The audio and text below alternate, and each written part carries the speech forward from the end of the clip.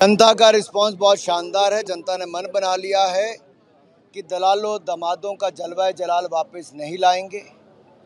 दलितों पर अत्याचार की जो प्रयोगशाला कांग्रेस हरियाणा को बनाना चाहती है, ऐसी कांग्रेस को नहीं लाएंगे और जमीन आएंगे।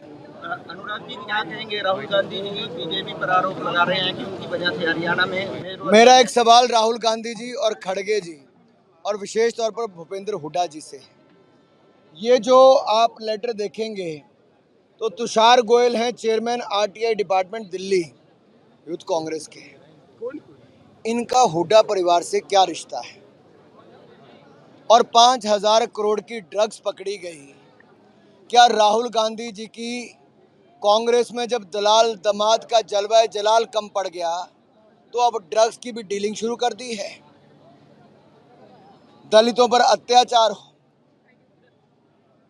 किसानों की जमीनें लूटने की बात हो, वहां से आगे बढ़ते बढ़ते आज 5,000 करोड़ के ड्रग्स के रैकेट में तुषार गोयल का नाम आता है।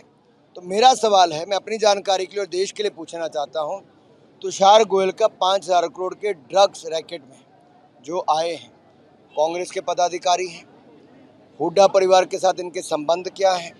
भूपेंद्र हुड्डा जी, दीपेंद्र हुड्डा जी बताएं इनकी कितनी घनिष्ठता है और कांग्रेस पार्टी बताए कि इस ड्रग्स का पैसा कितना हरियाणा के चुनाव में लगा है।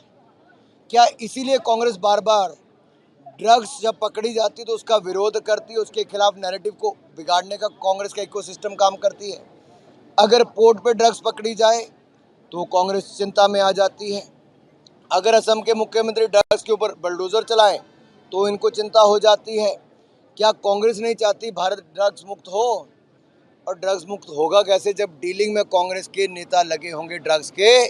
तो स्पष्ट दिखता है कि चुनाव जीतने के लिए वो किसी भी तरह के व्यक्ति के साथ हाथ मिला सकते हैं, चाहे वो ड्रग्स के दलाल हों, डीलर हों या फिर बड़े बड़े माफिया के लोग हों। राहुल गांधी जी और खड़गे जी एक इस बात का जवाब दें। और दूसरा, जो कर्नाटक में 1200 किसानों ने आत्महत्या की, क्या 12 किसानों के घरों में भी राहुल गांधी और खड़गे जी गए और क्या मुआवजा उनको दिया? सर हुड्डा जी बोलते हैं कि जैसे ही हमारी सरकार आती है तो जो शंभू बॉर्डर है उसको हम खोल देंगे। तो किस तरह से देखते हैं उसके बयान को? तो मेरा सीधा सवाल ये है कि ऐसी कौन सी घुट्टी उनके पास है? लोकसभा चुनाव खत्म हुए, सब खत्म हुआ था, हरियाणा के चुनाव आए, फिर शुरू हुआ। मेरा इतना ही कहना है, किसानों के हित में अगर किसी ने काम किया तो नरेंद्र मोदी जी ने। यही भूपेंद्र हुड्डा जी थे, मैं किसानों को याद करवाना चाहता हूँ, यही भूपेंद्र हुड्डा जी थे जिन्होंने आपकी ज़मीन हड़पी थी 2 रुपये में, जिन्होंने बड़े बड़े सेठों को आपकी ज़मीन दी करोड़ों रुपए में, लेकिन आपको दिए 2 रुपये। ये वही भूपेंद्र हुड्डा जी हैं जिन्होंने कमेटी के चेयरमैन थे एमएसपी को कानूनी रूप देने के लिए, स्वामीनाथन कमेटी की रिपोर्ट को लागू करने के लिए। हुड्डा जी ने उन 8 सालों में क्यों नहीं लागू करवाई? अब क्या कौन सा तीर उनके पास आ गया है भाई? सवाल ये खड़ा होता है कि कांग्रेस की जब सरकारें थी तब इन्होंने कुछ नहीं किया। मोदी सरकार ने 3 गुना ज़्यादा खर्चा किया है एमएसपी खरीद करने पर, और अब 24 की 24 फसलों को हम खरीदेंगे, 31 रुपये क्विंटल धान खरीदेंगे, 10,000 रुपया किसान को देंगे और किसान को समृद्ध संपन्न करने का काम हम जो कर रहे हैं आगे जारी रखेंगे।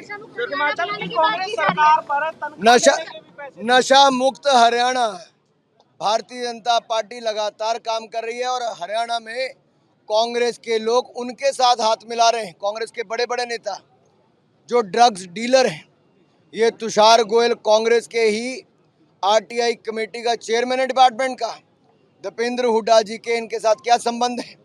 हरियाणा के लोगों को बताएं, फिर जाके कहें कि हरियाणा को नशा मुक्त करेंगे। अगर ऐसे डीलर जो ड्रग्स बेचते हों उनके साथ इनके संबंध हैं तो आप समझ लीजिए हरियाणा में नशा कहां से आता है। आज हरियाणा वासियों को पता चल गया। हिमाचल में कांग्रेस अपना वादा पूरा नहीं कर पाई, क्या देखते हैं?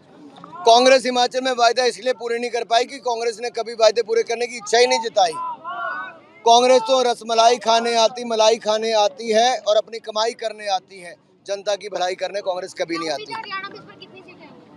हरियाणा में भारतीय जनता पार्टी पूर्ण बहुमत की सरकार बनाएगी और अगले 5 साल में जैसे हमने चहुमुखी विकास पहले करवाया, आगे कराएंगे। हुड्डा जी की तरह एक जिले तक सरकार को सीमित करके नहीं रखेंगे।